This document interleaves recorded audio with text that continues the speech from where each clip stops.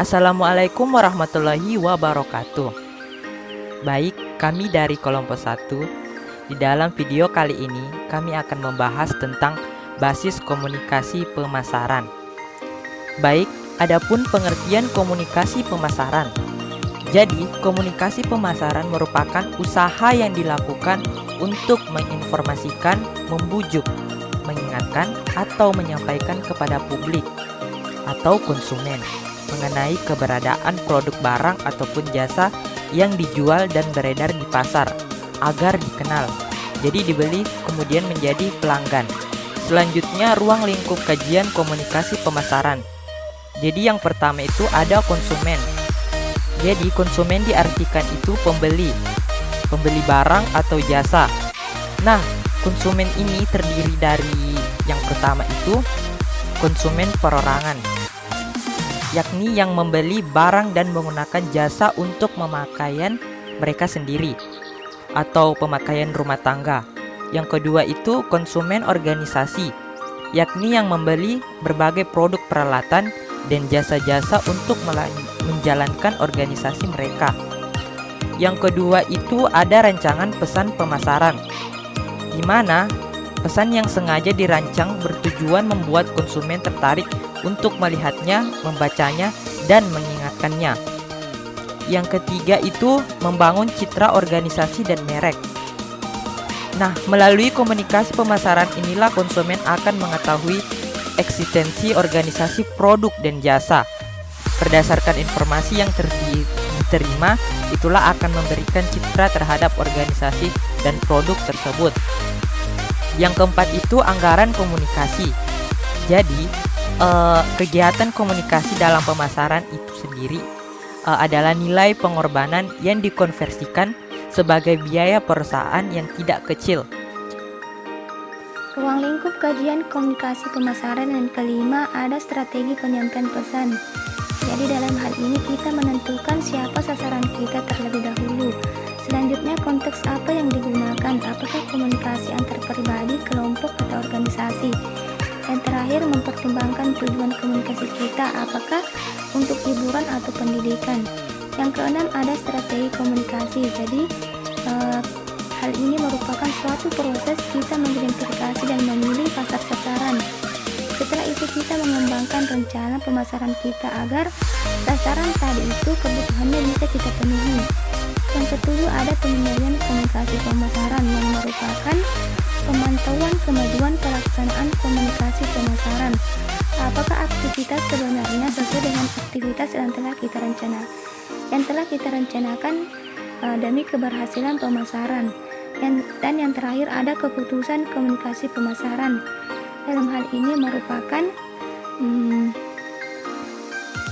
ada 4 komponennya, di mana yang pertama membuat struktur dalam pengambilan keputusan, selanjutnya mengelola lingkungan pemasaran, membuat keputusan komunikasi pemasaran pada tingkat merek, dan keempat peningkatan ekuitas merek.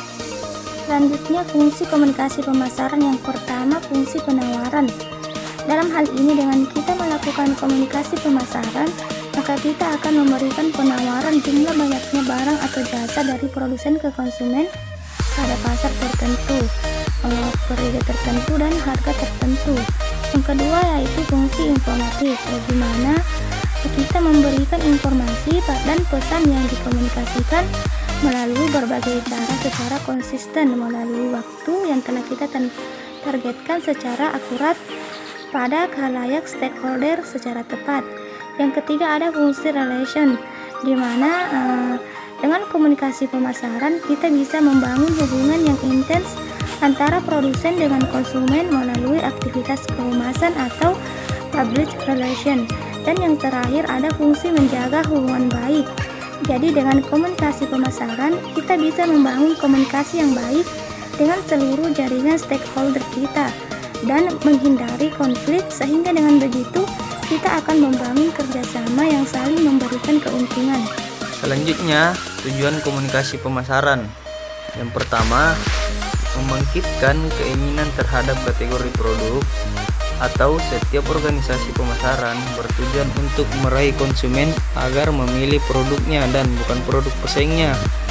Kedua, menciptakan kesadaran akan merek atau brand owners untuk membangkitkan keinginan terhadap suatu kategori produk atau usaha, menciptakan permintaan primer atau primary demand. Selanjutnya, pesan pemasaran harus mampu menciptakan permintaan sekunder untuk merek produk tertentu.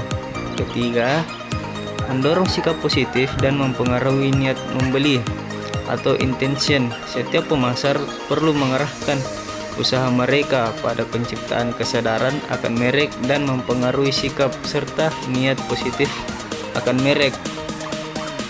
Keempat, memfasilitasi pembelian. Iklan yang efektif, display yang menarik, serta variabel pemasaran lainnya berfungsi untuk memfasilitasi pembelian dan menunjukkan bahwa produk memberikan solusi dan memecahkan persoalan yang ditimbulkan oleh variabel bauran pemasaran non-promosi atau produk, harga, dan distribusi. Nah, selanjutnya manfaat mempelajari komunikasi pemasaran. Ada beberapa hal, yaitu yang pertama, membantu menilai peran promosi dalam konteks bauran pemasaran. Kedua, membantu dalam mempertimbangkan jangkauan dan dampak potensial dari komunikasi pemasaran. Ketiga, membantu dalam mengidentifikasi berbagai karakteristik kunci dari setiap alat utama dalam bauran komunikasi. Keempat, membantu mengetahui efektivitas masing-masing alat komunikasi. Dan yang kelima, membantu dalam membandingkan komunikasi pemasaran di pasar konsumen dan bisnis. Selanjutnya, marketing mix atau bauran pemasaran, di mana merupakan sekumpulan variabel-variabel pemasaran yang digunakan oleh suatu perusahaan untuk mengejar tingkat penjualannya. Adapun untuk marketing mix ini sendiri memiliki unsur-unsur yang menjadi dasar pertimbangannya dalam strategi komunikasi pemasaran. Di antaranya yang pertama ada produk yang merupakan sesuatu yang kita jual dalam bisnis, meliputi barang atau jasa yang memiliki nilai guna dan dibutuhkan oleh konsumen. Yang kedua, harga yang merupakan uang yang harus dibayarkan konsumen untuk mendapatkan barang atau jasa yang dijual. Selanjutnya, tempat yang merupakan lokasi di mana kita akan melakukan proses jual beli. Yang keempat, promosi merupakan kegiatan bisnis yang mempunyai tujuan agar konsumen bisa lebih mengenal dan tertarik dengan produk bisnis kita, bisa dengan promosi secara manual maupun online. Selanjutnya, proses di mana merupakan langkah-langkah yang dilakukan antara penjual dan konsumen, meliputi pelayanan serta proses transaksi. Selanjutnya, orang yang mana merupakan aspek yang terdiri atas sumber daya manusia yang terlibat termasuk pekerja atau tim bisnis. Selanjutnya ada bukti fisik, di mana merupakan semua yang berbentuk peralatan atau perangkat yang digunakan untuk mendukung berjalannya bisnis.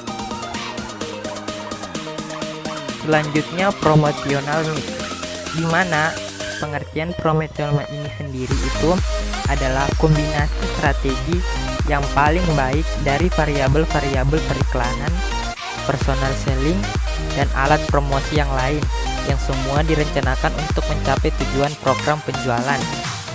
Adapun yang pertama itu iklan. Jadi iklan itu komunikasi massa dan harus untuk menarik kesadaran, menanamkan informasi, mengembangkan sikap, atau mengharapkan adanya suatu tindakan menguntungkan bagi pengiklan. Misalnya memberikan informasi, mempengaruhi, dan mengajak khayal untuk mengikuti apa yang ditampilkan di iklan. Yang kedua itu promosi penjualan. Jadi upaya pemasaran yang bersifat media dan non-media untuk merangsang coba-coba dari konsumen, meningkatkan permintaan dari konsumen, atau untuk memperbaiki kualitas produk. Misalnya peragaan, pertunjukan, dan pameran. Yang ketiga itu hubungan masyarakat, membangun hubungan baik dengan berbagai kalangan untuk mendapatkan publisitas sesuai yang diinginkan. membangun citra perusahaan yang baik, dan menangani atau menghadapi rumor, berita, dan kejadian tidak menyenangkan. Yang keempat itu ada penjualan secara pribadi. Interaksi langsung yang terjadi pada pelanggan atau calon pelanggan untuk dapat memuaskan kebutuhan pelanggan. Yang terakhir itu pemasaran langsung, di mana hubungan langsung dengan konsumen individual yang ditargetkan secara cermat untuk memperoleh respon segera dan membangun hubungan pelanggan yang langgeng. Misalnya penggunaan surat langsung, telepon, televisi, respon langsung. Baik, sekian dari presentasi kelompok kami. Kurang lebihnya mohon dimaafkan. Saya tutup dengan ucapan Assalamualaikum warahmatullahi wabarakatuh dan terima kasih.